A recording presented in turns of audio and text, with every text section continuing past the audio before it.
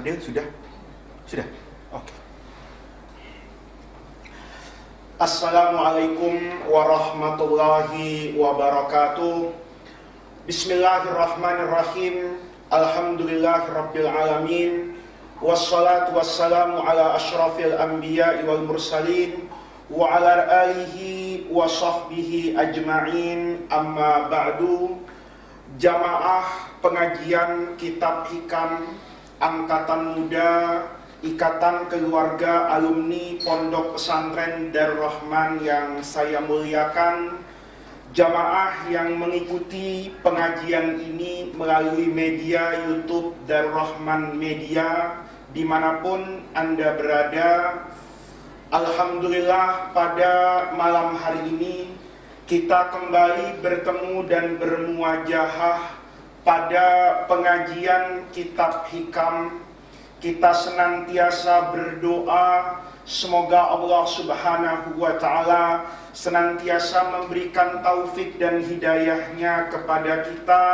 Kita diberikan oleh Allah Subhanahu wa Ta'ala kekuatan untuk terus istiqamah mensiarkan ajaran syariat agama serta ajaran luhur kemanusiaan yang disampaikan oleh Rasulullah kepada para sahabatnya, dari para sahabat kemudian kepada para tabi'in, kepada para ulama, bersambung sanad itu sampai kita pada malam hari ini.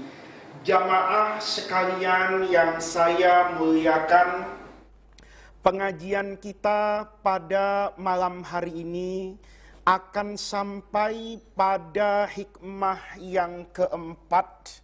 Hikmah yang keempat itu berbunyi, arih nafsaka minat tadbiri fama qoma ghairuka anka la takum bihi linafsika.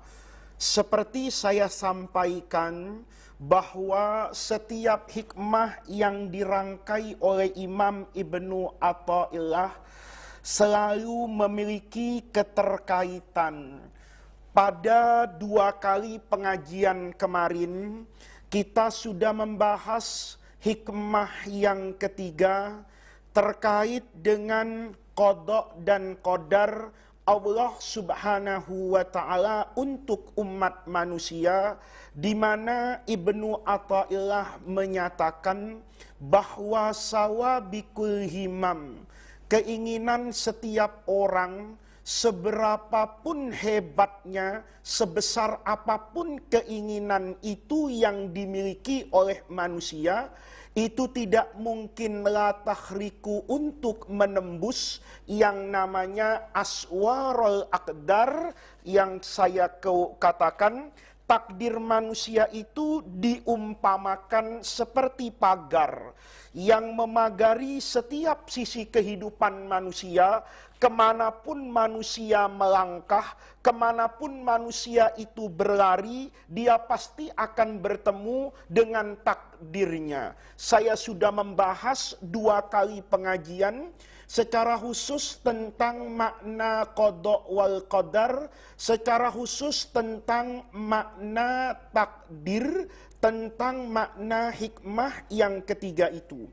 Maka pada malam hari ini kita sampai pada hikmah yang keempat, yang tentu masih berkaitan dengan takdir itu sendiri, yang tentu juga berkaitan dengan hikmah-hikmah sebelumnya. Nanti tentu akan saya sampaikan secara detail di tengah-tengah pengajian ini. Hikmah yang keempat itu berbunyi, arih nafsaka minat tadbir fama qoma ghairuka anka la takum bihi linafsika. Arih itu dari kata-kata rohah. Rohah itu istirahat. Jadi seolah-olah kata Ibnu Athaillah, arih nafsaka, istirahatkanlah jiwamu. Itu dalam artian bahasa Indonesia, seolah-olah beliau mengatakan, biarkan jiwamu melepas lelah dari penatnya jiwamu mengurus urusan duniawi. Ini yang perlu dicatat. Ibnu Athaillah mengatakan arih nafsaka, bukan arih jismaka. Yang disuruh beristirahat, yang disuruh untuk dibiarkan melepas lelah itu bukan jismul insan, bukan jasmaninya orang. Jasmaninya orang itu, saya punya mata, saya punya telinga, saya punya tangan, saya punya kaki, kaki digunakan untuk melangkah, tangan untuk beraktivitas, mata melihat, telinga mendengar. Itu namanya sesuatu yang bersifat jasmani. Kata Ibnu Athaillah, istirahatkanlah, biarkan jiwamu melepas beban dari penatnya memikirkan urusan duniawi. Mengapa? Fama qoma ghairuka. Karena ada yang lain, maksudnya Allah subhanahu wa ta'ala, itu sudah koma, bertindak untukmu sesuai dengan apa yang saya sampaikan tentang takdir kemarin itu. Allah sudah bertindak untukmu, ada takdir buatmu. Maka tidak seyogianya, tidak sepantasnya, kalau di sana ada Allah, kamu kemudian ikut campur dalam menentukan hasil dari apa yang kamu usahakan. Hadirin sekalian, ini perlu kita perdalam secara seksama, agar kemudian makna dari hikmah ini tidak disalahartikan dan juga orang tidak salah paham atau memiliki paham yang salah terhadap hikmah ini. Hikmah ini memerintahkan kita sebagai manusia untuk mengistirahatkan jiwa kita, untuk mengistirahatkan hati kita, untuk mengistirahatkan alam pikiran kita dari usaha duniawi yang sudah kita lakukan. Bukan yang disuruh mengistirahatkan tangan, mengistirahatkan kaki, atau mengistirahatkan anggota tubuh. Mengapa demikian? Kemarin, waktu kita mengaji hikmah sebelum-sebelumnya, di sana Ibnu Athaillah, imamuna ini, membagi kehidupan manusia itu seolah-olah menjadi dua. Ada yang hidup di alam namanya at-tajrid, ini tentu semua masih ingat.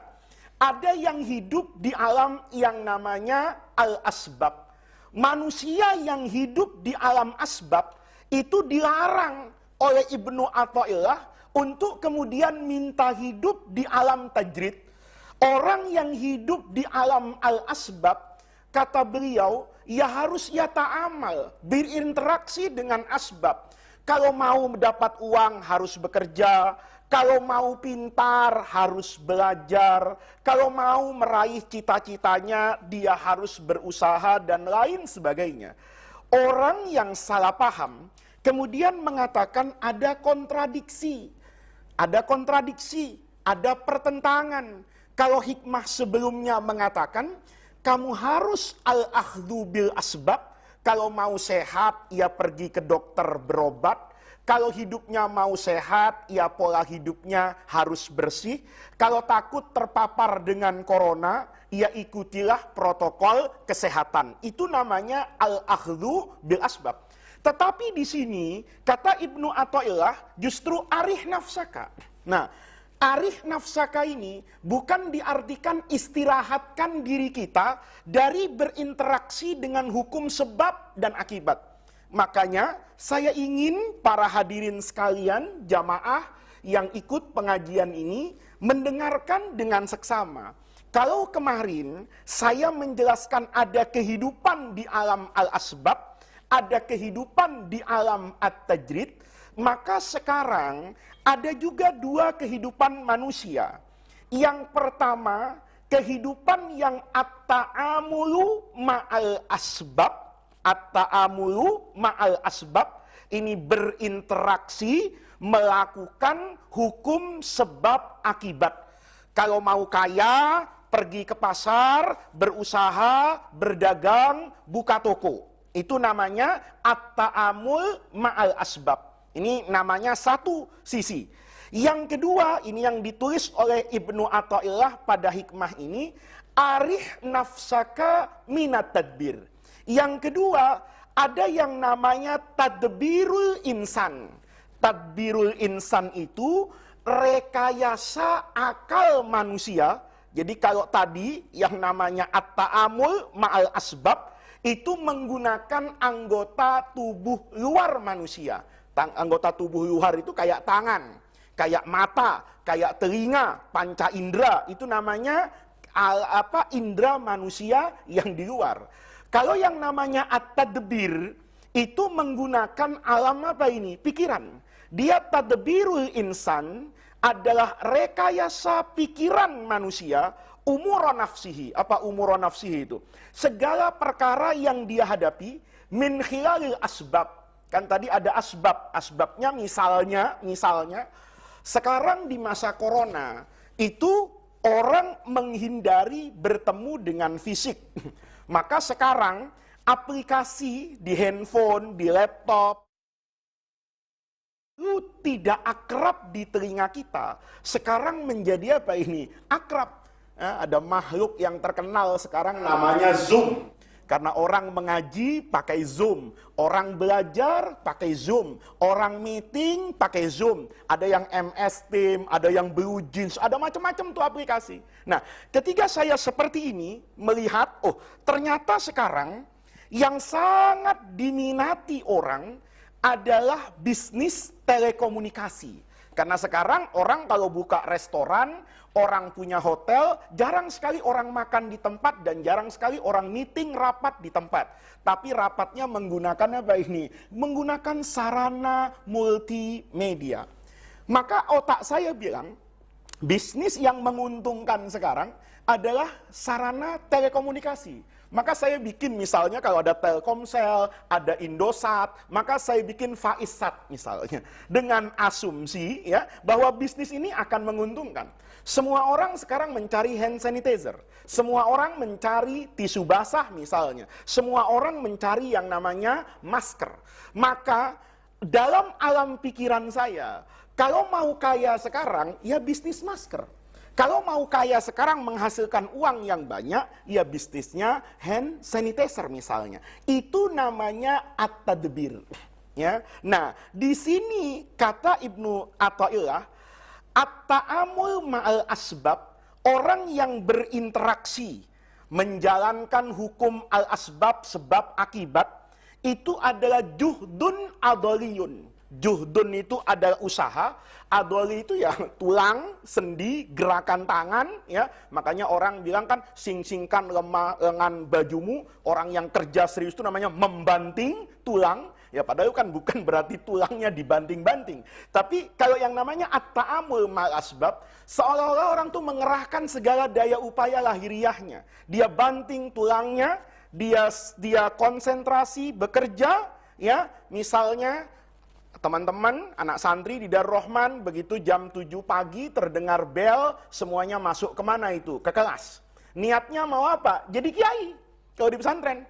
Yang di fakultas kedokteran misalnya, begitu ada jadwal kuliah, dia berangkat ke fakultas kedokteran di UI. Niatnya mau jadi apa itu? Dokter. Ini namanya at-ta'amul ma'al asbab. Orang yang mau dapat duit banyak, ya buka toko tadi. Saya tahu-tahu, oh saya mau buka apotik sekarang. Ya, toko obat sekarang sedang naik daun, saya jual masker, hand sanitizer, tisu basah, obat flu, mungkin nanti vaksin, mungkin nanti apapun. Itu saya namanya at-ta'amul ma'al asbab.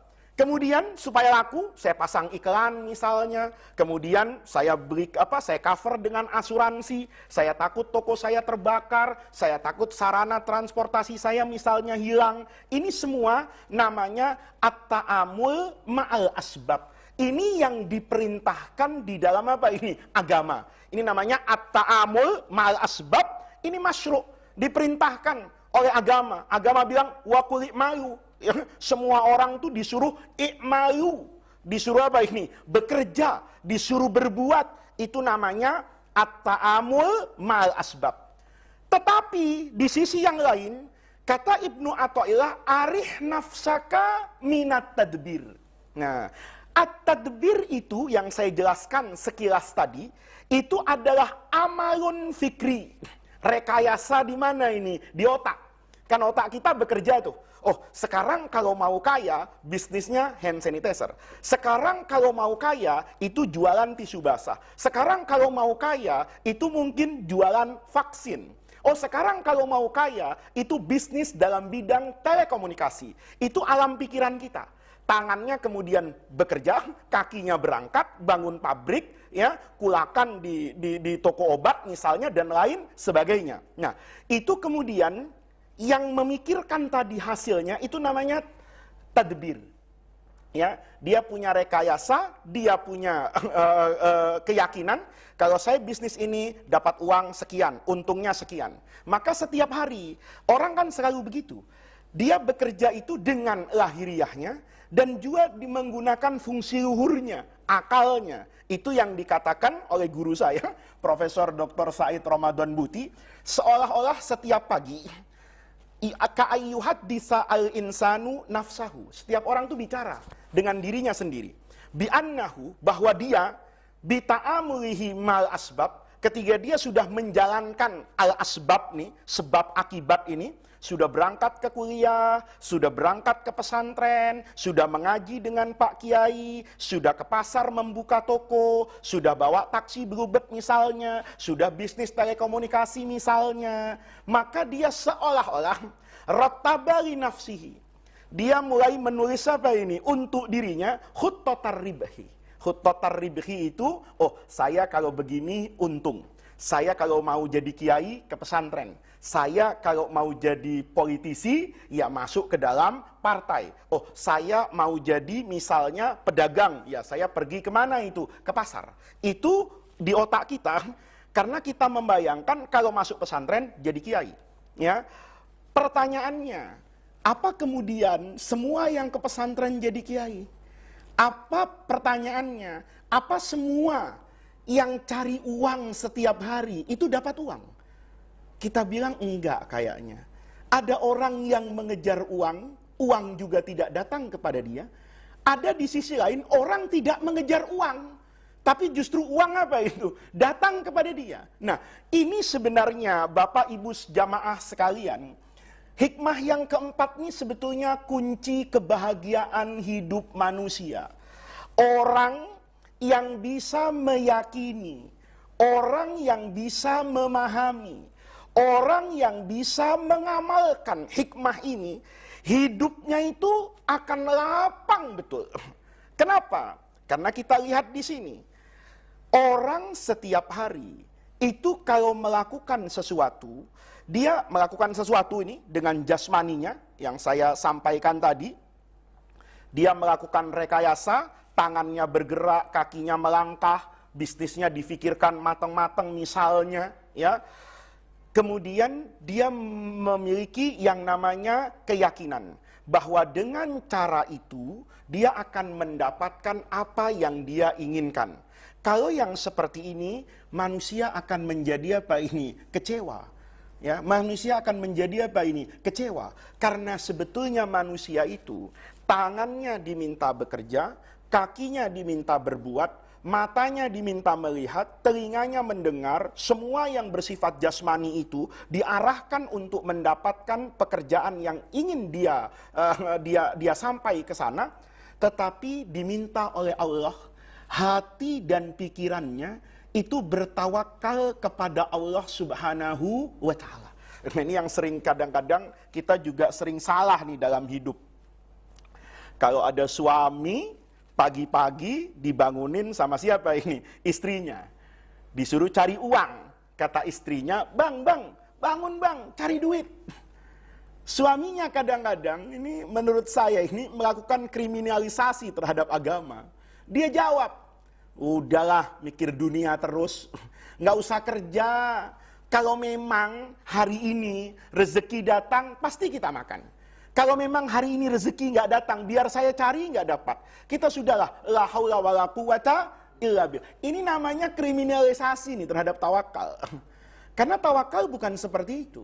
Dulu guru saya, ya Imamud Du'at itu Fadilatul Syaikh Muhammad Mutawalli Asy-Sya'rawi.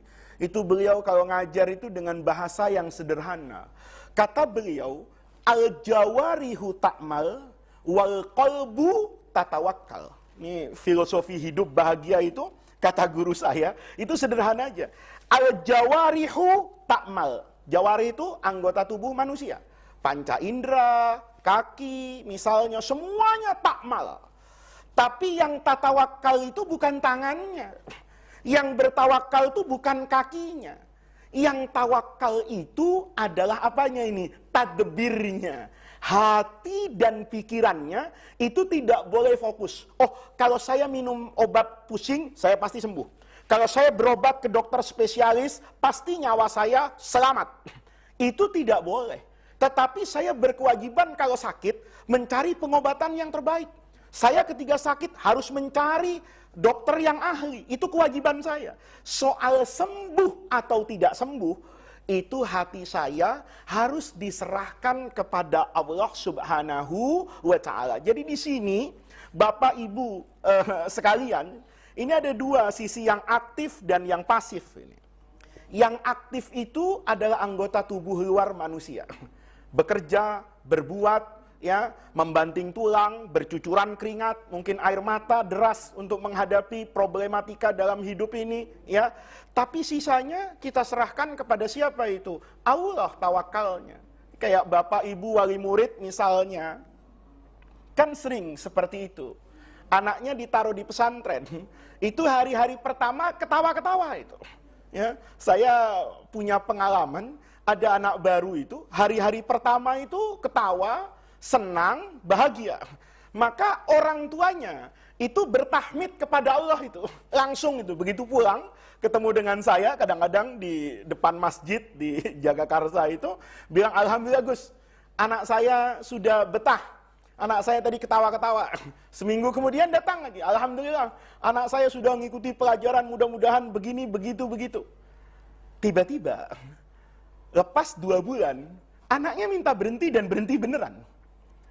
Ada anak yang kadang-kadang nangisnya itu bukan cuma kelas 1, sampai kelas 4 masih nangis itu. Mudah-mudahan Habib Umar tidak nangis sampai kelas 3 sekarang ini. Ada anak tuh sampai kelas 4 nangis itu. Saya berpikir ini anak nangis pasti akan berhenti dari Darur Rahman. Tiba-tiba yang rajin nangis ini, yang kelihatannya lemah, itu bertahan sampai 6 tahun. Ya, cuman saya nggak sebut aja namanya. Bahkan ada yang kemudian jadi guru di Darur Rahman. Padahal sepanjang tahun itu dia nangis. Dia nggak nangis itu kelas 6 pertengahan tahun ke atas. Anda bisa bayangkan. Itulah yang dikatakan bahwa hidup itu ada yang aktif dan ada yang pasif dalam artian tertentu. Yang aktif itu adalah lahiriah kita. Tetapi yang pasif itu bukan berarti pasif hatinya nggak berdoa, pikirannya nggak berpikir. Bukan. Tapi dalam artian memastikan hasil akhir. Itu yang jangan terjadi pada diri manusia. Karena kalau seperti itu, dia akan selalu apa ini? Kecewa dalam hidupnya. Makanya hikmah ini mengajarkan betul kepada kita. Apa yang diajarkan oleh Imam Ibnu Athaillah As-Sakandari itu. Kamu kerjakan apa yang harus kamu kerjakan. Kamu kerjakan apa yang terlihat oleh mata kepalamu. Kamu harus melangkah, langkah yang bisa dilakukan oleh kakimu.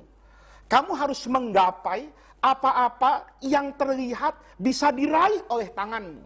Itu kewajiban. Jadi pandangan mata harus memandang sejauh mata bisa memandang. Kalau Anda punya cita-cita, ya jangan cita-citanya, mohon maaf, berhenti jadi RT misalnya. Sementara Anda merasa, oh jalan untuk menjadi presiden itu mungkin. Bung Karno tidak pernah menyangka akan jadi presiden. Presiden Soeharto dulu juga tidak pernah mungkin menyangka pada satu hari akan menjadi presiden. Ya, mungkin semua presiden, Pak Habibie, Bu Mega mungkin, Gus Dur almarhum misalnya, kemudian Pak SBY, kemudian Pak Jokowi, mungkin tidak pernah membayangkan ketika mereka kecil akan sampai ke sana. Tapi ternyata mereka sampai. Maka pandangan mata itu buang saja sejauh-jauhnya. Cita-cita itu ya sejauh-jauhnya. Keinginan itu boleh sejauh-jauhnya, nggak ada yang salah. Semua orang boleh berhak untuk memiliki cita-cita. Itu pesan agama.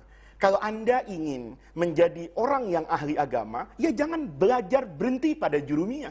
Naik imriti, sampai kepada alfiyah. Ketika ngaji fikih pun jangan berhenti pada matan takrib, hanya sampai Fathul Qorib, Baijuri, Fathul Mu'in, I'anatul Talibin, naik ke Muhazzab, naik ke Majmu, usul fikih, semua dipelajari. Apa yang bisa kamu pelajari? Pertanyaannya, apa setelah kamu melangkah seperti itu? Setelah Anda melangkah seperti itu, Anda kemudian akan menjadi orang hebat seperti yang Anda bayangkan sebelumnya? Apa Anda pasti akan sampai kepada cita-cita Anda? Anda nggak boleh memastikan. Yang boleh Anda pastikan, saya bercita-cita menjadi seorang kiai. Saya bercita-cita menjadi seorang dokter. Saya bercita-cita menjadi seorang pebisnis. Maka saya harus jalan di jalannya kiai. Ya kalau jalannya kiai ya tafsir. Jalannya kiai ya hadis, jalannya kiai ya usul fikih, jalannya kiai ya belajar qawaid fikih, ya jalannya kiai ngerti balaghah, ya jalannya kiai belajar nahwu, shorof, ya itu namanya jalan kiai.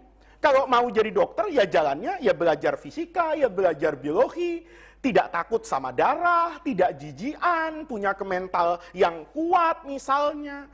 Bercita-cita ingin jadi dokter ahli otopsi, tapi ngelihat bangkai tikus lari gitu loh. Ada kucing mendengkur di malam hari kabur. Bagaimana dia mau masuk kamar jenazah seorang diri untuk mengotopsi seorang mayat misalnya. Nah, yang jadi kewajiban tuh dia jalanin itu.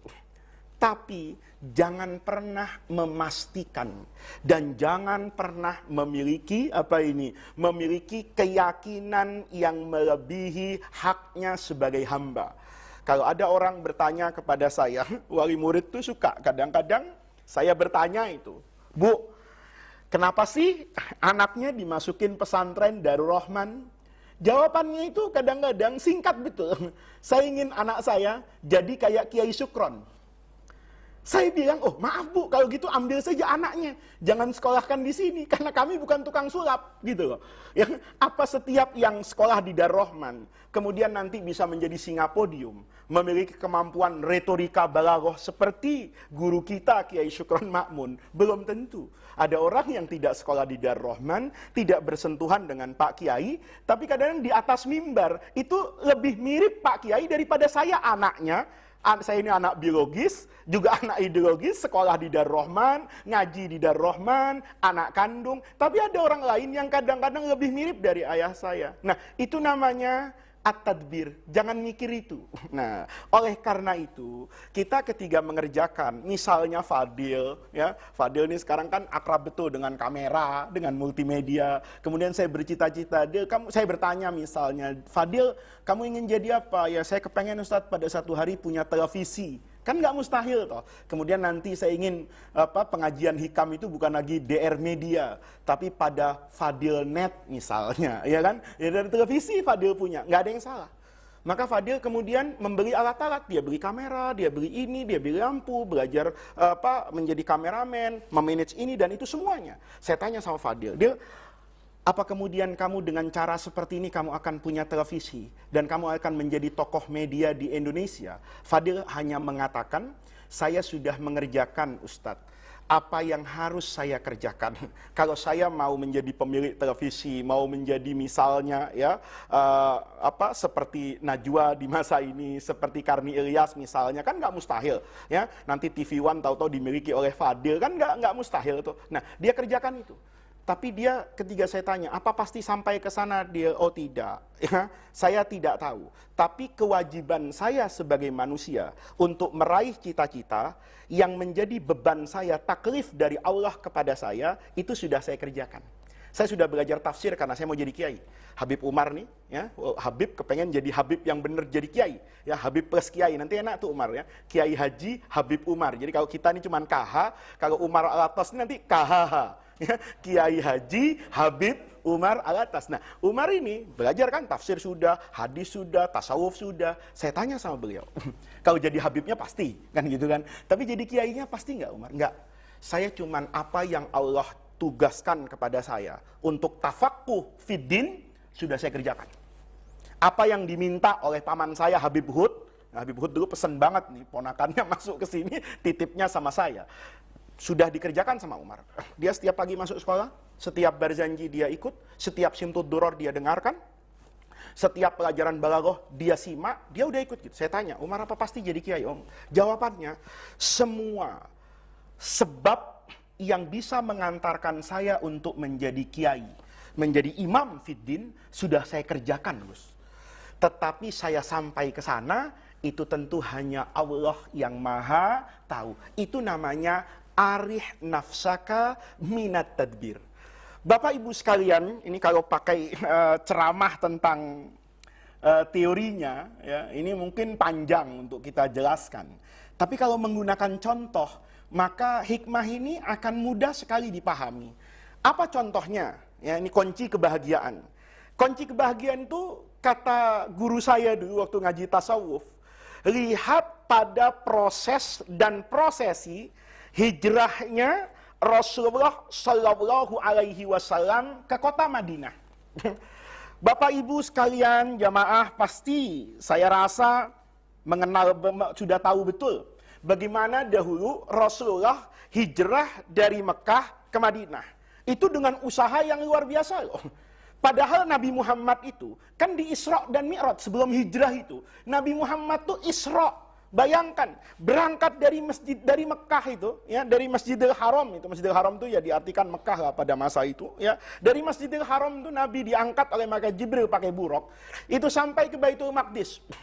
Alhamdulillah saya dengan Pak Kiai sudah sampai ke Baitul Maqdis, sudah ngelihat buruk di mana dulu diikat oleh Rasulullah, sudah ngelihat Mi'rajnya, Nabi Mi'raj. Itu luar biasa untuk sampai ke Baitul Maqdis. Rasulullah itu dari Mekah ke Baitul Maqdis itu nggak ada tantangan sama sekali itu, karena naik buruk kan, gitu loh. Sampai di Masjidil Aqsa, Nabi itu kemudian dimi'rajkan oleh Allah ke Sidratil, ya itu bukan sesuatu yang nggak bisa dibayangkan orang itu.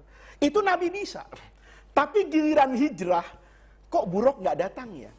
Padahal kan kalau kita WhatsApp aja kan. Atau kalau dulu zaman saya itu tahun 90-an tuh ada apa?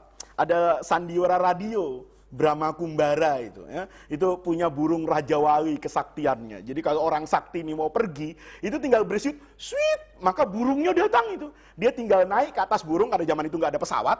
Dia naik di atas burung tuh bisa terbang kemana-mana. Rasulullah kalau mau seperti itu, kan jauh lebih bisa, lebih mampu. Udah dibuktikan kok. Sebelum hijrah, itu kan hanya beberapa tahun saja sebelum hijrah itu. Ada orang bilang hanya 2 tahun, ada yang bilang 1 tahun sebelum Nabi hijrah, itu diisrakan dan dimi'rajkan. Sampai kepada sesuatu yang mala ainun ra'at, wala udhunun sami'at, wala khatara fi qalbi bashar. Nabi Muhammad itu sampai pada makom di mana malaikat Jibril itu nggak bisa ikut.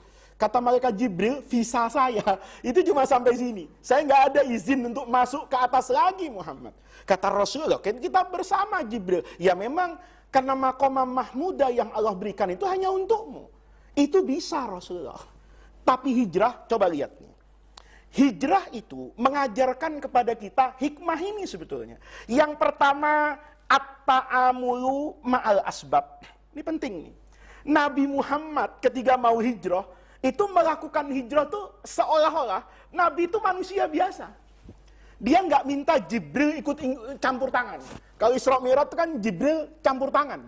Nabi dioperasi dadanya, Nabi naik buruk. Itu kan Jibril menjadi navigator di samping Rasulullah Shallallahu Alaihi Wasallam. Tapi hijrah enggak. Padahal kalau mau kan bisa. Tinggal Nabi bilang, Jibril datang nih, saya mau hijrah. Apa sulitnya? Mengamankan perjalanan Rasul cuma sampai kemana ini? Kota Madinah. Sementara dari Masjidil Haram ke yang Al-Aqsa, ini kalau kita belajar ilmu bahasa Arab, Aqsa itu kan ismut tafdil. Kayak ada Jamil yang lebih bagus namanya Ajmal.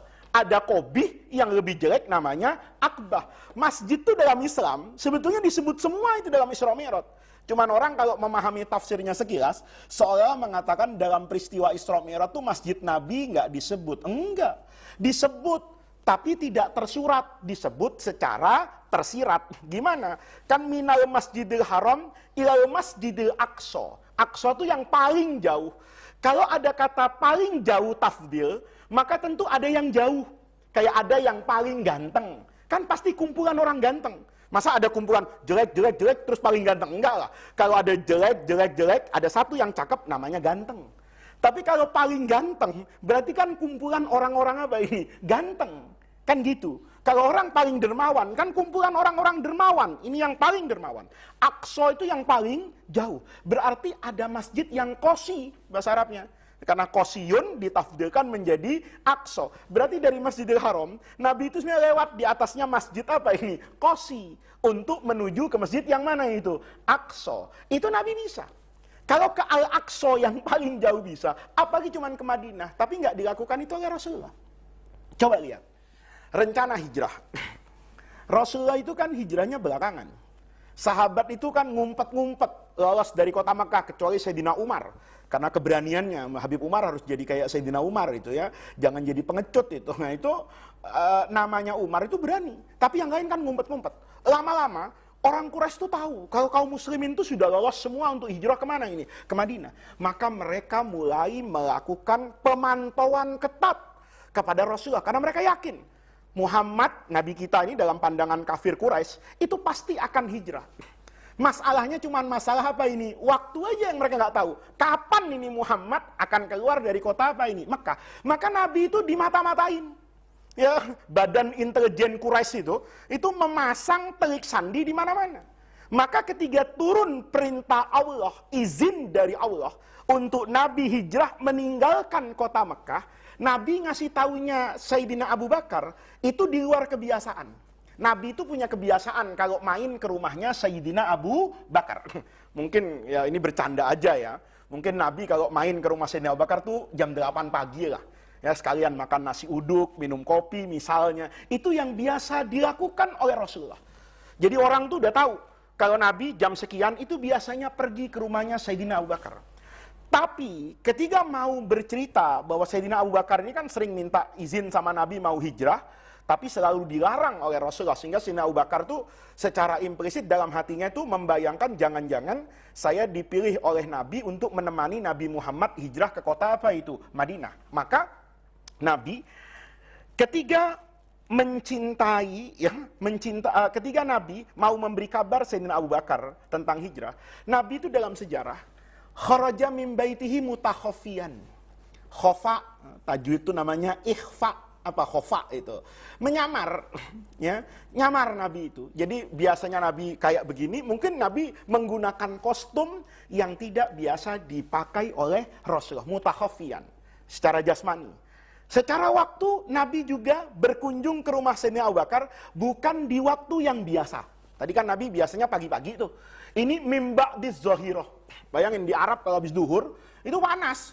Gitu loh. Nabi supaya tidak diintai, kan orang udah tahu nih, Nabi Muhammad tuh kalau keluar rumah biasanya misalnya jam 8 atau jam 9. Tiba-tiba, ini Nabi keluarnya apa ini? Mimba di zohiroh. Mungkin mata-mata yang dipasang Quraisy itu sedang apa itu? Sedang makan di warteg, makan siang itu. Nabi keluar itu. Begitu Nabi keluar masuk ke rumahnya Sayyidina Abu Bakar, ngasih tahu. Wahai sahabatku, kita mau hijrah bersama, bla bla bla seperti yang disebutkan dalam sejarah. Sayyidina Abu Bakar kemudian sudah menyiapkan unta sebelumnya untuk Rasulullah juga, tunggangan yang baik, sudah disiapkan skema perjalanan ya. Nabi itu bayangin, udah siap tuh. Ya, di situ ada Amir bin Fuhairah, itu penggembala anak buahnya Sayyidina Abu Bakar. Ada Abdullah bin Uraiqid, ini orang kafir nih, tapi dia dalal. Dalal itu apa ya? Penunjuk jalan, GPS lah zaman sekarang, Waze zaman sekarang ya. Ini dalal yang tahu jalan ke Madinah. Itu udah dipersiapkan tuh. Ya. Kemudian untanya itu tidak membawa beban yang banyak supaya nanti lincah di padang pasir. Maka ditugaskan nanti Asma, anaknya Sayyidina Abu Bakar itu, untuk mengurus logistik. Kata bapaknya, nak, kan belum ada Alfamart sama Indomaret itu ya. Jadi kata bapaknya Abu Bakar, kita mau hijrah nih. Tapi supaya gerakan kita itu lincah, nanti kamu aja nyusul. Bawa gandum, bawa kurma, bawa air zamzam, bawa air, bawa apalah, kata Abu Bakar. Disiapin. Ya. Nanti Amir bin Fuhairah pun disuruh standby. Suruh standby apa? Kamu nanti bawa kambing banyak-banyak nih, gembala. Terus, nanti kalau aku sudah keluar sama Rasulullah, berangkat, dia suruh ngikuti dari mana ini? Dari belakang, Amir bin Fuhairah ini. Untuk ngapain? Ngacaukan jejaknya Nabi. Bahkan ada sebagian ahli sejarah bilang, begitu nanti Nabi masuk Gua Saur, Amir bin Fuhairah itu jalan ke arah balik tuh. Sehingga bekas jejak di pasir itu kanan kiri itu. Ada yang ke sana, ada yang ke sini. Orang kafir nggak banyak bener nih. Ini pasti bukan Muhammad. Karena Muhammad cuman berdua sama Sayyidina siapa ini? Oh, itu kan taktik, itu ke strategi, itu al-akhdhu bil asbab. Nabi pun ketika keluar nanti, ya, kan malamnya setelah musyawarah mengatur strategi tadi dengan Sayyidina Abu Bakar, kan Rasulullah kemudian balik ke rumahnya. Manggil siapa? Sayyidina Ali radhiyallahu anhu. Dia katakan, Sayyidina Ali, ya sepupuku ini, ya kan, ini ada banyak wadiah, titipan orang. Karena Nabi kan di Mekah itu julukannya Al-Amin. Jadi banyak orang titip uang, banyak orang titip harta. Makanya yang jadi Nabi itu Nabi Muhammad. Coba Muhammad Faiz, saya bawa kabur semua itu duit orang, kan gitu kan. Nah, ini sama Nabi harus saya balikan. Siapa yang membalikan nanti? Sayyidina Ali. Maka bukan cuma itu. Nabi bilang, Ali, kamu tidur ya malam ini. Di mana? Di ranjang saya. Pakai burdahnya Rasulullah. Jadi setiap orang ngintip, orang kafir itu, yang wa idh yamkuru bikal ladina kafaru itu dalam surah Al-Anfal, setelah mereka sepakat bahwa Nabi ini harus dibunuh, maka mereka ngintip tuh. Muhammad baru mau tidur nih, ntar maleman kita bunuh. Padahal yang tidur itu siapa? Sayyidina Ali. Itu namanya al-akhdhu bil asbab. Nabi keluar, pakai asbab juga, baca itu. Wa ja'alna min baini aydihim saddan wa min khalfihim saddan, keluar dari pintu kecil itu. Semua orang tidur, ya, kena sirap kalau bahasa persilatan itu, tidur semua itu pemuda Quraisy itu. Nabi keluar ke rumah Sayyidina Abu Bakar, kemudian keluar jalannya Nabi. Itu nggak lazim. Madinah tuh di utara. Tapi Nabi ke Gua Thawr. Mudah-mudahan nanti ya, bisa umroh, bisa haji, ya, sampai di Mekah nanti lihat deh posisinya Gua Thawr. Gua Thawr itu ke arah Yaman, di selatan. Padahal Madinah itu harusnya ke utara. Pertanyaannya, kenapa sih Rasulullah harus kayak gitu? Itu namanya al-akhdhu bil asbab. Padahal kalau mau pakai malaikat Jibril kan gampang banget. Kata Jibril, amankan saya. Kata Jibril, ya udah nggak usah begitulah Muhammad, gue gendong aja langsung kemana? Madinah, selesai. Tapi Nabi kan mau jadi uswatun hasanah buat kita. Maka Nabi muter dulu tuh ke selatan tuh. Ya. Orang Quraisy itu kan tidak berpikir Nabi akan ke arah apa itu? Selatan, ibaratnya mau ke Surabaya, tapi masuk tol Tangerang ke Merak gitu loh. Jadi Nabi Muhammad itu ngambil tol Tangerang ke Merak. Sementara semua orang yang mau ke Surabaya kan Trans Jawa ke Cikampek ini. Ya, padahal Nabi mau muter nanti itu, ya, begitu sampai Alam Sutra Nabi belok tuh, masuk tol yang ke arah BSD itu, nanti keluar lagi lewat Pondok Indah, lewat depan pondok kita, lurus, ketemu Cikampek. Nabi muter kayak begitu, ilustrasinya. Itu namanya al-akhdhu bil asbab. Selesai itu yang tadi Amir bin Fuhairah tugasnya menghilangkan jejak, maka Rasulullah sampai ke Gua Thawr itu. Al-akhdhu bil asbab loh. Ngapain sih bermalam di Gua Thawr? Kudanya dan unta yang disediakan Sayyidina Abu Bakar, itu kalau sekarang, itu Toyota Land Cruiser lah. Ya, Jeep yang kuat lah, penggerak rodanya 4x4 lah. Untuk dipacu ke Madinah, beres lah itu. Ya, mungkin Mercedes S600 lah, itu hebat sekali lah, mampu lah. Yaitu BMW X7 lah yang dikasih Sayyidina Abu Bakar kepada siapa itu? Rasulullah. Tetapi Rasulullah bilang, kita enggak, kita ke Gua Thawr dulu. Yang, wah, nanti Anda semua yang bisa ke sana, lihatlah medannya Gua Thawr itu. Nabi minta 3 hari di sana. Karena bayangan Rasulullah, al-asbabnya ini zahirnya, orang-orang nanti akan kecapean sendiri. Kan masih nyari nih ke tol Cikampek, mungkin ke Kerawang, mungkin ke Tambun, mungkin ke Bekasi Timur. Sampai 3 hari kan mereka akan putus asa dan balik ke Mekah. Saat itulah kata Nabi, kita balik dari tol Tangerang, itu untuk masuk ke tol mana itu? Cikampek dan terus ke Surabaya. Misalnya seperti itu.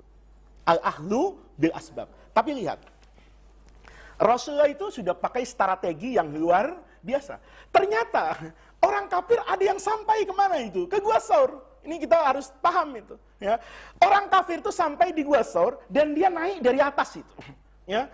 Makanya ketika di surah Al-Anfal itu, ketika Allah berfirman, walaqad nasarahu idh akhrajahu alladhina kafaru thaniyasnaini idh huma fil ghari idh qala li sahibihi la tahzan innallaha ma'ana. Itu kan keadaannya genting banget tuh.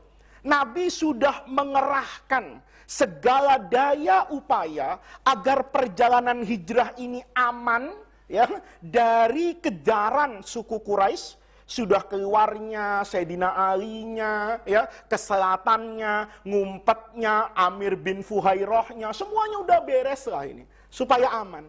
Ternyata orang kafir ada yang sampai ke Gua Saur itu. Mungkin dia tahu betul orang Tangerang, mungkin dia ke Tangerang dulu. Loh, ini kok di depan gua kayaknya ada orang nih. Maka dia naik ke atas itu. Orang kafir itu posisinya di atas. Gua Saurnya itu, ceruknya itu ada di bawah. Kata Sayyidina Abu Bakar, ini bahaya nih. Kalau kakinya eksim orang kafir ini gatal, dia garuk-garuk kan pasti ngelihat kemana ini? Ke bawah. Laro'ana. Sayyidina Abu Bakar tuh panik loh. Paniknya kenapa? Loh, ini mati kita secara zahir, ketangkep ini. Orang kafir pasti sekarang sudah tidak main-main ini. Pasti akan mengejar dan mematikan kita. Kata Sayyidina Abu Bakar, loh, ya Rasulullah, lau ra'a ahaduhum, seandainya salah seorang dari mereka itu ngelihat inda qadamaihi, ngelihat kedua kakinya. Ya mudah-mudahan waktu itu nggak ada yang tali sepatunya longgar itu. Kalau ada yang tali sepatunya longgar, dia kan nunduk tuh. Begitu nunduk, dia lihat, Masya Allah, itu ada orang di situ. Pasti Muhammad sama Abu Bakar ketangkep. Atau misalnya pada satu cerita, ini dalam tarikh disebut, tapi sebagian ahli hadis tidak sepakat itu. Yang ada laba-laba, merpati, tapi apapun kan sebenarnya itu bisa saja. Orang bilang itu sanadnya dhaif, ya sekedar cerita kok. Yang perlu sanad sahih itu hukum. Sholat Nabi kayak apa, sholat subuh 2 rakaat, kamu boleh makan binatang A, tidak boleh makan binatang B. Pada usul ahkam itu harus hadis yang apa itu? Sahih, tauhid, dan sebagainya. Tapi kalau sekedar cerita, dan itu tidak bertentangan dengan akal sehat, tidak bertentangan dengan agama, Allah mampu toh kasih laba-laba misalnya. Wong Nabi Yunus saja, itu untuk diselamatkan kan diterkam sama apa itu? Ikan. Ya, dengan di perut ikan tuh Nabi Yunus dimuntahkan kemudian selamat. Ya, logika itu dipakai itu boleh saja, tapi apapun. Di situ Rasulullah sudah selesai dengan namanya al-asbab. Di situ Rasulullah baca di Qur'annya itu kan Nabi bilang la tahzan innallaha ma'ana. Itu Nabi ngomong begitu. Dalam hadisnya pun sama yang saya bilang tadi. Kata Sayyidina Abu Bakar, ya Rasulullah, lau ra'a ahaduhum, ya, lau nadhara ahaduhum inda qadamaihi la ra'ana. Kalau dia lihat kakinya saja kelihatan kita di bawah. Nabi ngomong, ya Abu Bakrin, ma zannuka? Apa yang bisa kamu bayangkan? Bisna ini ada 2 orang, Allahu salisuhuma. Allah jadi yang ketiga. Siapa yang bisa ngelawan Allah? Tuh guru saya bilang, idza kana Allahu ma'aka faman 'alaika. Wa idza kana Allahu 'alaika faman ma'aka. Indah hidup ini. Idza kana Allahu ma'a itu positif.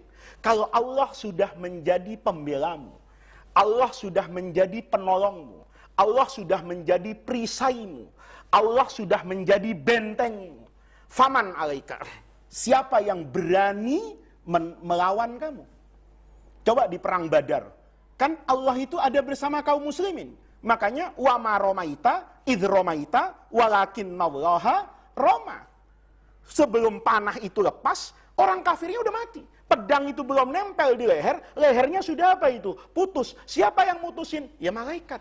Ada junud lam tarauha. Ada tentara yang tidak terlihat. Itu idza kana Allahu ma'aka faman 'alaika. Sebaliknya, idza kana Allahu 'alaika, kalau Allah sudah benci sama kamu, memusuhi kamu, faman ma'aka, siapa yang bisa membantu kamu? Siapa yang bisa menjadi perisai hidup buat membela kehidupanmu? Kalau kehidupanmu itu tidak diridhoi dan bertentangan dengan Allah. Oleh karena itu Rasulullah di sini sudah yata'amal ma'al asbab. Selesai itu. Hasil akhirnya jangan dipikirin. Kalau dipikirin hasil akhirnya, kan nanti kecewa. Oh, ternyata strategi yang dibangun oleh Rasulullah itu tidak cukup kuat untuk menjamin keselamatan hijrah Rasulullah, kecuali turunnya rahmat Allah Subhanahu wa ta'ala. Orang kafir itu dibuat tidak melihat ke bawah. Orang kafir kalau dalam kisah yang lain itu kan sampai ke mulut apa ini? Gua. Dia lihat ada sarangnya laba-laba. Pertanyaannya yang naruh laba-laba di situ, yang nyuruh laba kan siapa? Itu kan Allah Subhanahu wa ta'ala. Makanya di sini sama dengan tadi. Sawabikul himam La tahriku aswaral akdar. Takdir Allah bilang, Nabi Muhammad itu dengan cara seperti itu akan lolos ke Madinah. Walaupun orang kafir sudah ada di depan apa ini? Guanya, dia tidak bisa menangkap Rasulullah. Kenapa? Karena Nabi di sini ya ta'amal mal asbab, kemudian arih nafsaka. La tahzan, innallaha ma'ana Allah. Kalau kita harus tertangkap di sini, mati di sini, itu adalah keputusan Allah. Kalau Allah mau menyelamatkan kita, itu berarti rahmat Allah turun kepada kita. Jangan kita atur di situ. Ini kan luar biasa. Nabi keluar dari Gua Saur itu. Orang kafirnya sudah lari, tapi Anda harus ingat, Abu Jahal itu menjanjikan ratusan ekor unta yang menunjukkan kepada Rasul hayyan wa mayitan, hidup dan mati. Disebarin ini, diviralkan lah di WhatsApp grup semuanya, di Twitter, ya. Orang tahu bahwa siapa yang bisa nangkap Nabi Muhammad, dia dapat mi'atan minal ibil, 100 ekor unta. Itu hadiah yang luar biasa. Maka menyebar, ada orang kan nanti jadi sahabat Nabi ini, namanya Suraqah bin Malik. Ini penunggang kuda yang luar biasa. Dia melewati beberapa desa menuju ke Madinah, dia bertanya di setiap desa, kamu ngeliat nggak ada orang berdua, kirinya begini, ada satu penunjuknya maksudnya Abdullah bin Uraikid seperti ini. Nah, orang-orang yang kayak gini nih kamu lihat nggak? Tiba-tiba ada orang misalnya di Indramayu bilang kan di tol tuh, oh ada, saya lihat udah sampai lewat rest area itu. Maka Suraqah memaju kudanya karena dia yakin itu adalah Nabi Muhammad dan Sayyidina siapa ini? Abu Bakar. Sudah ya ta'amal mal asbab, arih nafsaka minat tadbir. Suraqah itu ketemu dengan Rasulullah di belakang. Sayyidina Abu Bakar tuh ngelihat, mendengar, ini ada suara kuda di belakang. Nengok, ya Allah, Suraqah bin Malik ini. Ini penunggang kuda yang sangat-sangat apa ini? Handal. Saat itu, Rasulullah, ini kan perjalanan sudah lumayan loh ini. Sudah capek, sudah letih, segala daya upaya sudah dilaksanakan. Saat itu, Sayyidina Abu Bakar bilang, ya Rasulullah, ada aja lagi yang masih nak ngejar kita nih. Siapa kata Nabi? Suraqah. Bawa Ferrari ini, nggak main-main ini. Kudanya kuda yang sangat apa ini? Cepat ini. Ya, walaupun kita tadi pakai Toyota Land Cruiser misalnya, tapi ini bawa Lamborghini ini. Ini larinya luar biasa Suraqah. Nabi waktu itu sudah tidak bisa lihat ta'amal mal asbab. Mau cari kuda yang lebih kencang, nggak ada orang jual kuda di padang pasir. Nabi mau pakai apa lagi? Wong hari itu Suraqah sudah di belakangnya. Arih nafsaka minat tadbir. Nabi ngomong, saya ngumpet-ngumpet sudah. Saya masang Sayyidina Ali, sudah. Saya ngumpet di Gua Saur, sudah. Saya jalan ke selatan dulu, tidak langsung ke utara, sudah. Saya tidak bawa perbekalan banyak, Asma yang ngirim, sudah. Abdullah bin Abi Bakar itu ngasih informasi tentang keamanan, sudah. Saya masang orang namanya Amir bin Fuhairah untuk menghapus jejak, sudah. Saya menyewa Abdullah bin Uraikid penunjuk jalan GPS pada masa itu, sudah. Mau apa lagi sekarang? Arih nafsaka minat tadbir. Dijawab sama Nabi. Ya sudah Abu Bakar, tenang aja. Ingkana yuridu khairan badzalnahu. Kalau dia mau baik-baik, kita baikin. Kalau dia nggak mau baik, ya bagaimana, tawakal saja kepada siapa ini? Allah. Apa yang terjadi? Setelah Nabi ngomong kayak gitu, Suraqah itu tiap maju, kudanya itu kaki depannya terprosok. Mungkin kalau tiap ngejar, bannya kempes. Kalau mobil sekarang. Padahal itu adalah ban yang canggih, yang tidak bisa kempes. Kalaupun kempes, ratusan kilometer masih bisa dipakai ban-ban mobil mahal itu. Tapi ternyata Suraqah terjatuh. Kata Suraqah, ada apa nih kuda saya kok kayak begini? Nggak pernah terjadi. Ah, nggak apa-apa lah. Mungkin ya, masa biasa mungkin kudanya capek. Dia naik lagi. Dia kejar lagi Rasulullah, jatuh lagi. Dia bangun, dia kejar, jatuh lagi. Kata Suraqah, ini orang betul utusan Allah. Ada yang melindungi, dan nanti kata Suraqah, ya Rasulullah, ya Muhammad, tolong saya jangan begini lagi lah, ya kan? Saya kepengen pulang ke Mekah dan saya tidak akan bercerita kalau saya pernah bertemu dengan siapa ini Rasulullah, agar engkau ke Madinah nanti sudah tidak ada lagi orang. Nabi bilang, nah, ini orang baik sudah pulang ke Mekah, lancar kudanya balik itu, nggak jatuh-jatuh lagi. Begitu, Suraqah, kamu dari mana? Saya dari sana. Ah, kamu ngeliat Muhammad dengan enggak. Saya tidak berjumpa siapapun. Muhammad dan Abu Bakar tidak lewat sana. Itu namanya arih nafsaka minat tadbir. Saya sering bilang sama kelas 6, kalau mau tamat dari Darul Rahman, saya sering bilang sama sahabat-sahabat saya yang jadi guru di Darul Rahman, saya sering bilang sama jamaah-jamaah yang ngaji sama saya di masjid-masjid, kunci kebahagiaan itu adalah arih nafsaka minat tadbir ini. Kalau diartikan secara sederhana, ini tadi kan kita baca panjang ya. Arih nafsaka minat tadbir. Fama qama ghairuka anka la takum bihi li nafsika. Ini kalau bahasa sederhana saya, sama dengan guru saya sebetulnya, guru saya menyampaikan pakai bahasa Arab. Kalau saya ingin sampaikan dengan bahasa Indonesia yang singkat, kunci kebahagiaan itu, kunci kesuksesan seorang manusia, kunci keikhlasan seorang manusia, kalau dia mampu mengatur dirinya untuk tidak mengatur Allah. Kunci bahagia dalam hidup itu, kalau dia mampu mengatur dirinya untuk tidak mengatur Allah. Atur diri kita untuk tidak kita mengatur Allah. Saya belajar di pesantren, apa pasti jadi kiai? Jangan atur Allah.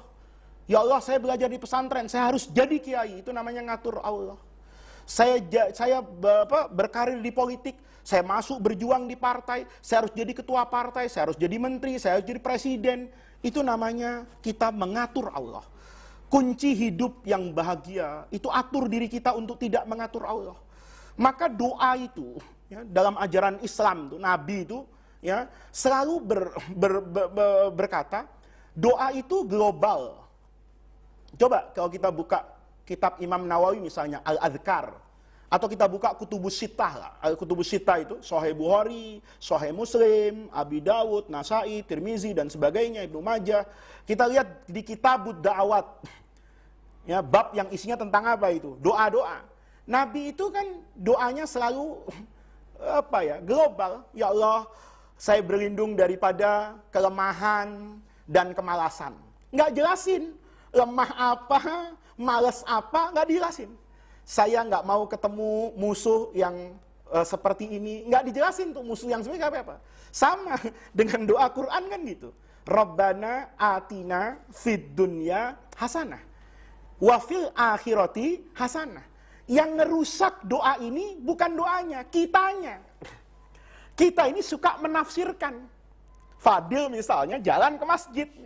Begitu Fadil jalan ke masjid, lihat temannya tadi Tulus itu.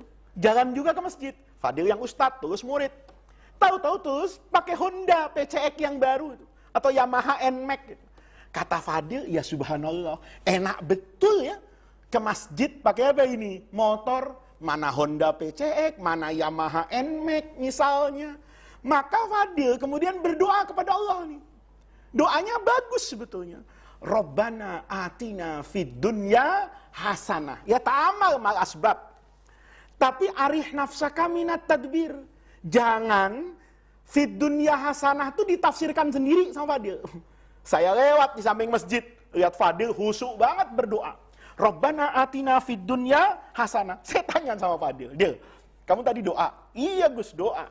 Doa apa Dil? Fid dunya hasanah. Hasanah fid dunya itu apa? Jawab dia.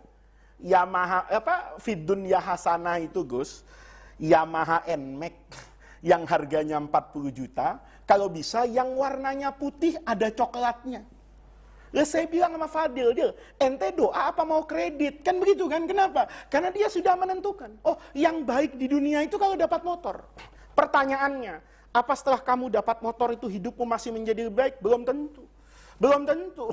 Saya sering godain tuh ibu-ibu tuh. Ibu-ibu kadang-kadang suka doain kan, ya Allah berikan suami saya rezeki yang banyak. Nah, rezeki suaminya itu biasanya sehari 100.000. Karena didoakan suaminya, dia istrinya supaya kaya. Saya kepengen punya suami yang kaya, ya Allah. Rezeki di rumah tangga ini bertambah. Setiap rumah suaminya berangkat, didoakan. Ya Allah abang, pulang bawa duit yang banyak. Bismillah, Allahumma, doa lengkap. Gitu. Lama-lama doanya didengar itu.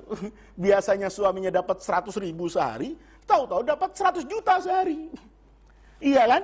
100 juta sehari. Seminggu 10 hari dapat berapa itu? 1 miliar. Sebulan dapat 3 miliar. Didoain lagi sama istrinya. Masya Allah bang. Dari sehari 100 juta, 1 miliar. Lama-lama duit suaminya banyaknya luar biasa. Begitu banyak, suaminya kawin lagi. Gitu loh. Begitu kawin lagi, ada ibu-ibu yang merevisi doanya. Ya Allah, tahu begitu ya Allah. Mendingan suami saya tidak punya apa ini? Rezeki yang banyak. Itu kenapa? Karena kita suka ngatur Allah. Kita melihat kebahagiaan itu pada uang. Kita melihat kebahagiaan itu misalnya pada harta yang berlimpah. Kita melihat kebahagiaan itu pada jabatan yang mentereng. Padahal belum tentu. Saya kadang-kadang kepengen kok, ya, jadi pejabat tuh kepengen gitu. Tapi saya berpikir, kayaknya saya kalau jadi pejabat, mungkin 3 bulan setelah saya menjabat, Fadil akan nengokin saya. Tapi bukan di kantor saya, di KPK. Saya ini mungkin tidak korupsi itu karena nggak punya kesempatan apa yang mau saya ambil. Tapi kalau saya jadi pejabat, apa pasti saya tetap menjadi orang baik seperti hari ini? Enggak. Saya baik hari ini kan belum tentu karena kebaikan saya. Boleh jadi karena saya ada di tengah-tengah para santri. Santri saya yang menjaga saya. Saya selalu punya filosofi begitu. Bukan saya menjaga santri saya, tapi santri sayalah yang menjaga saya. Karena saya ada santri, maka saya kan jadi baik. Ngaji hikam, pakai peci, jasan. Kenapa? Malu saya sama santri saya. Kalau santri saya lagi libur, jangan-jangan pengajian libur. Jangan-jangan peci lepas. Jangan-jangan sarung ganti celana jeans. Oleh karena itu, jangan atur Allah. Arih nafsaka minat tadbir. Kadang-kadang hidup itu tidak seperti apa yang kita bayangkan.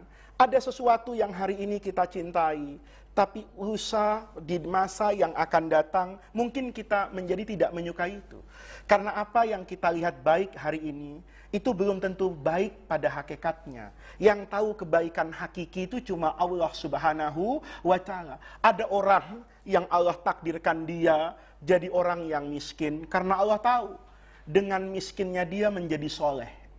Ini penting. Ada orang yang Allah jadikan kaya karena Allah tahu dengan kekayaannya dia akan berjuang untuk anak yatim.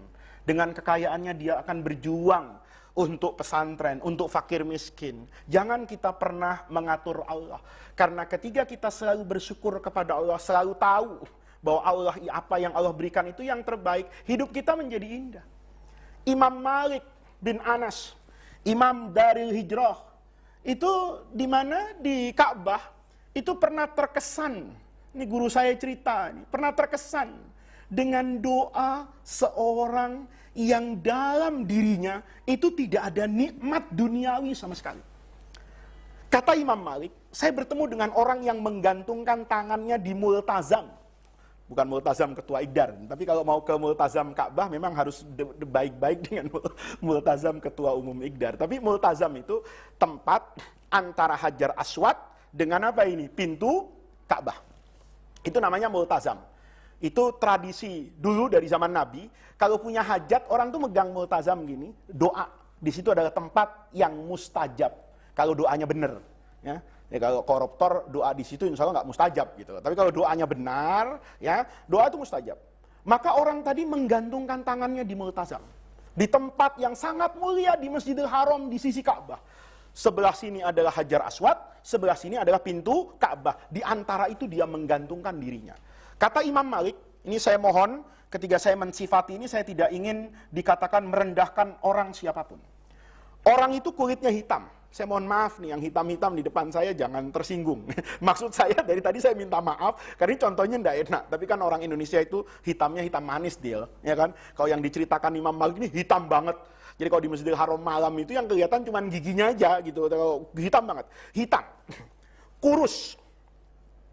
Mohon maaf, difabel, cacat. Mohon maaf, sakit lepra. Ya, kulitnya parah, bahkan anggota tubuhnya tuh sudah ada yang apa itu? Lepas. Ya. Kondisinya kayak begitu. Dari badannya, dari bentuknya, dari bajunya, kelihatan lah. Sudah cacat, banyak penyakit berat, miskin pula. Kalau ada orang seperti itu, kita sebetulnya bisa nebak doanya kok. Orang sakit, itu kalau doa pasti minta apa? Sembuh. Orang miskin, kalau doa, pasti minta Allahumma duit, pasti. Orang yang jalan kaki, Allahumma avanza, Allahumma innova, pasti. Yang orang yang jomblo, ya Allahumma tunangan, Allahumma istri. Yang cantik, pasti begitu. Doanya kebaca lah. Ya. Model-model yang ikut ngaji di sini juga kebaca doanya. Ya kan? Pasti minta Allahumma zaujal, jauh macam-macam. Minta istri, minta kebaca lah. Karena masih jomblo semua. Nah. Orang ini, Imam Malik tuh punya salah prediksi. Ini pasti orang minta launan hasanan, warna yang bagus, minta syifaan ajilan, mungkin minta malan, kasiron, mubarokan. Ya kan jelas itu. Tiba-tiba orang tadi nggak baca doa apa-apa kecuali Rabbana lakal hamdu. Kama yambari li jalali wajhikal karimi wali adhimi sultanik. Subhanaka la nuhsi sana'an alaika. Anta kama asnaita ala nafsik. Falakal hamdu hatta tardo. Walakal hamdu idaroti tau. Dipuji-puji Allah. Imam Malik tuh kaget. Dan merasa, ya Allah, saya sudah suudzon sama orang. Ini juga saya ingetin nih. Orang sekarang tuh gampang suudzon. Gampang nuduh orang, gampang menghakimi orang, nggak sabar, hidup tuh kayak nggak ada spasinya, selalu nyalahkan orang, selalu berprasangka buruk. Imam Malik nggak gitu, begitu ngeliat kayak itu, ya subhanallah dosa saya ini. Tadi sudah nyangka nih pasti doanya minta kulit yang bagus, minta operasi plastik, minta duit yang banyak, minta bisa dibedah secara estetika sehingga dia penampilannya menjadi bagus. Tiba-tiba dia puji-puji Allah atas segala nikmatnya. Maka Imam Malik itu istauqafani rajul. Orang itu membuat saya berhenti dalam tawaf untuk mendengarkan dan melihat berkali-kali. Ternyata saya tidak salah dengar. Itu yang dipanjatkan orang itu. Maka selesai tawaf, Imam Malik itu nggak pergi kemana-mana, tapi menunggu orang itu menyelesaikan ibadahnya. Nggak berani disela Imam Malik. Selesai keluar dari Ka'bah, orang tadi dihampiri sama Imam Malik. Iya ahal Arab, wahai saudaraku orang Arab. Orang Arabnya tahu ini Imam Malik, Imam Darul Hijrah. Dia katakan, ada apa Maulana? Kenapa guru mendatangi saya? Ya, wa anta ya ahaku antu syadda ilaikar rihal. Saya lebih berhak, berkewajiban untuk mendatangi guru. Enggak, kata Imam Malik. Saya mau belajar kepadamu. Belajar apa? Kaget ini imam besar kok. Belajar. Kata, saya guru mau belajar satu hal. Apa yang ingin kamu pelajari?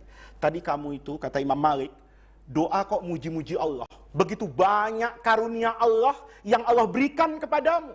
Padahal kata Imam Malik, mata saya, mata kepala ini, tidak melihat ada satu nikmat Allah dalam dirimu.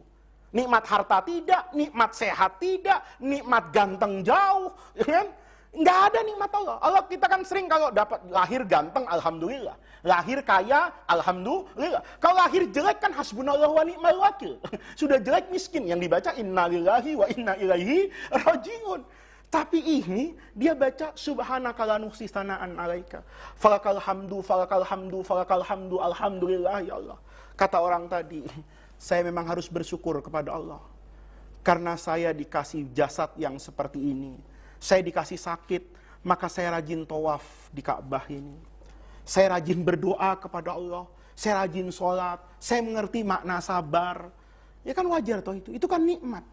Coba kalau ganteng dia, ya lari ke mall orang tadi. Coba kalau kaya, maka kita ini bersyukur gitu. Kalau ini anak-anak kelas 6 ikut ngaji saya ini, terus dipulang ke kamarnya itu, ternyata di dompetnya tinggal uang 1.000 rupiah, itu bersyukur. Coba 10 miliar. Kamu udah gak sholat subuh besok?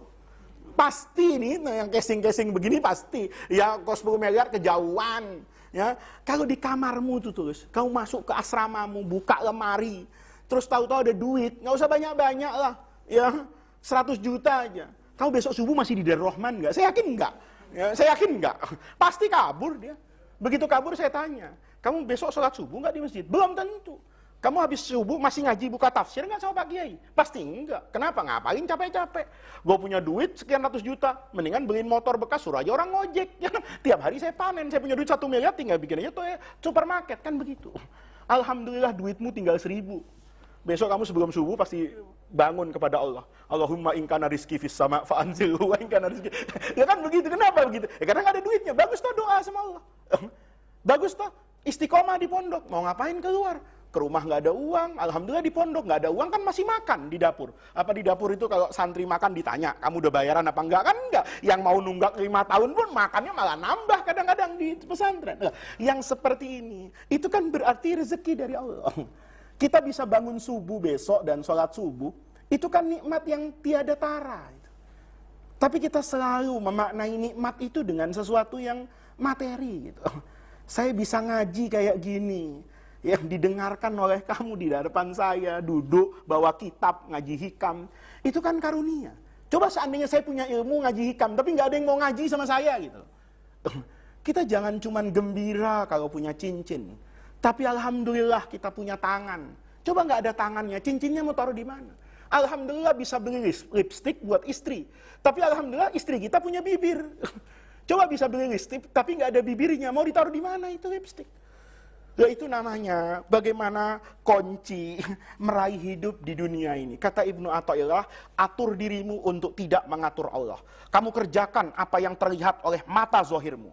Kamu kerjakan apa yang bisa kamu langkah ke sana dengan kaki zohirmu. Apa yang bisa kamu raih dengan tangan zohirmu, kerjakan itu.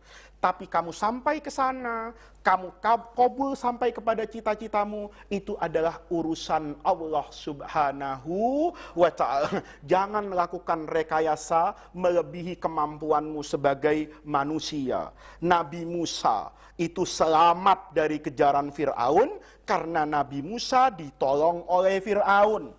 Nabi Musa bersembunyi di istana Fir'aun. Padahal Nabi Musa adalah orang yang paling dicari oleh Fir'aun. Nabi Yusuf alaihissalam, hidupnya dari mulai dimusuhi saudaranya, dibuang ke sumur tua, dipungut orang, dijual di pasar budak. Di pasar budak dibeli oleh Perdana Menteri Mesir, dibawa ke rumahnya, dirawat. Tahu-tahu Zulaikha jadi jatuh cinta, dikriminalisasi. Nabi Yusuf yang diajak berzina oleh Zulaikha, tapi Nabi Yusuf yang dicela dan dimasukkan ke dalam apa ini? Penjara. Arih nafsaka minat tadbir. Justru ketika masuk penjara, coba Nabi Yusuf itu dikejar semua perempuan semesir. Setelah tahu Zulaikha kayak gitu, kan saya sudah sering cerita itu. Begitu tahu Zulaikha kelakuannya kayak gitu, kan dijadikan gosip itu. Oh, Zulaikha hobinya cuma sama pembantu. Zulaikhanya panas, lu belum tahu pembantu saya kayak apa gantengnya. Kan dikasih tahu, direkayasa, sosialitas Mesir kumpul, motong-motong jeruk. Nabi Yusuf keluar, setelah itu orang tahu bahwa gantengnya luar biasa. Semenjak itu, Nabi Yusuf dikejar semua perempuan di Mesir. Coba, kalau saya, wah itu pakai kaidah kepepet. Ya Allah, ad-daruratu tubihul mahzurat. Saya nggak punya rumah kok, saya numpang kok di Zulaikha. Kan makanya Quran bilang, warawadathu. Siapa yang rawadathu? Allati huwa fi baitiha. Kalau Quran mau pakai uslub yang lain bisa. Warawadathu Zulaikha, beres. Tapi Quran mau bilang, Nabi Yusuf punya alasan kok, punya alibi kalau seandainya mau digoda Zulaikha. Ya gimana lagi? Saya kan budak. Saya kan dikuasai oleh Zulaikha. Apa salahnya saya nurut sama Zulaikha, saya nggak punya kuasa. Tapi Quran bilang nggak begitu. Nabi Yusuf sekalipun seperti itu, dia mengatakan asqala rabbis sijnu ahabbu ilayya. Itu Qurannya indah loh. Bukan qala ya rabbi. Sampai nggak pakai ya rabbi itu, langsung qala rabbi, refleks. Ya Allah, tidak ada jarak antara aku denganmu karena aku selalu dekat denganmu. Kalau harus berzina dengan semua perempuan di Mesir, asijnu ahabbu ilayya mimma yad'unani. Penjara tuh nggak enak. Tapi jangan atur Allah. Nabi Yusuf masuk ke penjara justru jadi menteri nanti. Yusuf dulu, Yusuf Nabi, ya. Kalau yang sekarang Yusufnya jadi menteri, ketangkap KPK baru masuk penjara. Ini Yusuf, lihat, gara-gara masuk penjara kan selesai ini urusan. Mentakwil mimpi, lama-lama jadi raja di Mesir, Nabi Yusuf. Nabi Zakaria, coba lihat itu. Minta sama Allah di usia yang nggak tanggung-tanggung itu. Dari mulai tua itu, ya dulu waktu masih muda, Nabi Zakaria berdoa. Kepengen punya anak, ya melakukan hubungan dengan istrinya wajar, kepengen punya anak nggak dikasih-kasih sama Allah. Tapi nggak pernah putus asa. Rabbi habli minas shalihin. Terus dibaca. Sampai tua masih minta anak itu. Dalam riwayat itu umurnya hampir 100 tahun. Istrinya Elizabeth itu umurnya 80 tahun. Dapat anak itu, minta mustahil sama Allah. Minta anak. Dia tahu, arih nafsaka minat tadbir. Nah ini Bapak Ibu sekalian, hadirin sekalian, jamaah, pengajian kitab hikam. Ini adalah kunci untuk meraih kebahagiaan hidup. Atur diri kita untuk tidak mengatur Allah. Kita mengerjakan apa yang memang ditakdirkan oleh Allah untuk kita kerjakan. Yang hidup di alam asbab, yang hidup di alam tajrid, kerjakan. Mungkin yang di tajrid tidak makan dan yang di asbab juga tidak makan. Mungkin yang di asbab dapat rezeki sebagaimana yang di tajrid juga mendapatkan rezeki. Kuncinya Allah Maha tahu apa yang akan terjadi ketika seseorang melakukan satu hal itu. Ada orang yang dijadikan oleh Allah kiai dengan kesederhanaan ilmunya. Ada orang yang memiliki begitu banyak ilmu tapi tidak Allah jadikan sebagai seorang pemimpin dalam agama. Allah tunjukkan jalan yang lain di sana. Oleh karena itu, hadirin sekalian, setiap kita mendapatkan hasil usaha tertentu, syukurilah itu kepada Allah Subhanahu wa taala bahwa Allah sedang menunjukkan kepada saya, asa an takrahu syai'an wa huwa khairul lakum wa asa an tuhibbu syai'an wa huwa syarrun lakum. Yang kita cintai hari ini, kata Allah, jangan itu Faiz. kamu ke sana. Tapi ke sana itu pahit ya Allah. Pahit yang kamu lihat sekarang. Karena kamu tidak tahu bahwa di sana nanti ada sesuatu yang membahagiakan kamu. Asa antakrahu syai'an, boleh jadi kamu nggak mau yang ini. Ya Allah, nggak mau saya begini, saya maunya yang itu. Kata Allah, sabar Faiz, karena yang ini hari ini terlihat hitam, nanti dia akan menjadi putih. Yang putih di sana kelak akan menjadi apa ini? Hitam. Hanya Allah yang Maha tahu. Maka kita sebagai manusia selalu ingat la haula wala quwata illa billah. Kita selalu bicara al khairu. Yang baik itu adalah makhtarahullah, yang ditentukan oleh Allah. Dengan cara itu kita akan menjadi manusia yang lapang dada dan berbahagia. Apa yang diberikan oleh Allah hari ini, ya kita terima. Ini adalah kebaikan untuk kita hari ini. Kalau nanti kita selalu mendapatkan apa yang kita inginkan, itu kita juga harus hati-hati. Jangan-jangan itu justru akan menghantarkan kita kepada kesombongan hati. Bahwa semua yang saya minta kepada Allah itu dikabulkan oleh Allah. Seakan-akan Allah itu bisa saya atur. Seakan-akan Allah itu setuju dengan apa yang menjadi keinginan saya. Hadirin sekalian, ini pelajaran kita pada malam hari ini. Nanti minggu depan juga hikmahnya sangat-sangat menarik ya, terkait dengan posisi kita dalam hidup, yang ada banyak hal yang seharusnya kita kerjakan di sana untuk meraih kebahagiaan, tapi mata kita sering tertutup dan selalu melihat kepada sesuatu yang ada di sebelah sana untuk meraih kebahagiaan. Padahal kata Allah, kamu seharusnya melihat yang itu untuk mendapatkan yang itu, bukan mengejar yang di sana, kamu akan kehilangan keduanya. Itu adalah hikmah yang nanti akan kita bahas pada pengajian yang akan datang. Mudah-mudahan dari pengajian ini, dari semua yang kita baca, dari semua yang kita lihat, dari semua yang kita dengar, Allah Subhanahu wa Ta'ala senantiasa meneguhkan keimanan, keislaman, serta keihsanan kita semua. Mudah-mudahan Allah jadikan amal baik kita dalam menjaga syiar ajaran agama Islam, dalam menjaga warisan Rasulullah Shallallahu Alaihi Wasallam berupa ilmu pengetahuan di dalam syariah ini. Allah catat sebagai wasilah untuk kita mendapatkan khairat dunia wal akhirah. Dari itu semua mudah-mudahan Allah yahfaduna min kulli makruh. Allah jaga diri kita, Allah jaga keluarga kita, Allah jaga orang-orang yang kita cintai dari hal-hal yang tidak kita inginkan, dari hal-hal yang menyakitkan, dari pandemi Covid ini, dari semua virus, dari semua bakteri, dari semua hal-hal yang menjauhkan kita dari ridho Allah Subhanahu wa Ta'ala. Mudah-mudahan Allah kumpulkan kita bersama para ulama, bersama para nabi, bersama para sahabat nabi, bersama para tabi'in, bersama para orang-orang soleh, para siddiqin dan para syuhada, mereka-mereka yang selalu berjuang untuk agama. Dan kami pun niatkan pengajian ini adalah dalam rangka menjaga agama, menjaga kebaikan kami, menjaga akhlak kami dengan selalu bercermin kepada apa yang diajarkan di dalam agama. Rabbana atina min ladunka rahmah wa hayyi lana min amrina rasyada. Allahumma la tahrimna khaira ma indaka li syarri ma indana. Kurang lebihnya saya mohon maaf. Assalamualaikum warahmatullahi wabarakatuh.